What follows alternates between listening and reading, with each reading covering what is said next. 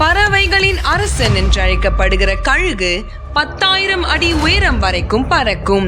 அந்த உயரத்திற்கு மற்ற எந்த பறவைகளும் எட்ட முடியாது. அதன் பறக்கும் வேகம் மணிக்கு 160 கிலோமீட்டர். ஒரு காரை விட வேகமாக பறக்கும். அதன் கண்கள் மனிதரின் பார்வையை விட 4-5 மடங்கு கூர்மையானவை.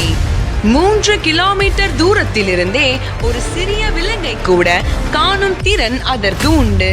வானின் உச்சியில் பறக்கும் கழுகை எதிர்த்து நிற்க வேற எந்த பறவைக்கும் சாத்தியமில்லை.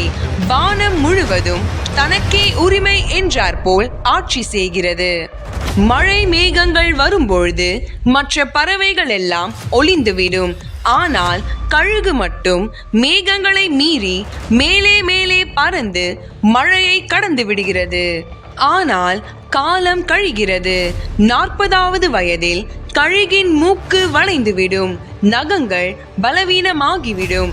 இறகுகள் கனமடைந்து பறக்க முடியாத அளவிற்கு ஆகும். இந்த கழுகு ஒரு உயரமான மலையில் மேல் சென்று ஒளியும். அங்கு தன்னுடைய மூக்கை கல்லில் அடித்து உடைக்கிறது. மங்கிய நகங்களை பிடுங்கி எரிகிறது. பழைய இறகுகளையும் ஒவ்வொன்றாக பிடுங்கி எரிகிறது. மாதங்கள் கடந்த பிறகு அதற்கு புதிய மூக்கு, புதிய நகங்கள், புதிய இறகுகளுடன் புதிதாக பிறக்கிறது. மீண்டும் 30 ஆண்டுகள் வானத்தை ஆளும் திறன் பெறுகிறது. இந்த கழுகு அமெரிக்கா, மெக்சிகோ, ஜெர்மனி போன்ற நாடுகளில் தேசிய சின்னமாக திகழ்கிறது. இது ஆற்றல், சுதந்திரம், தலைமைத்துவத்தின் அடையாளமாக கருதப்படுகிறது.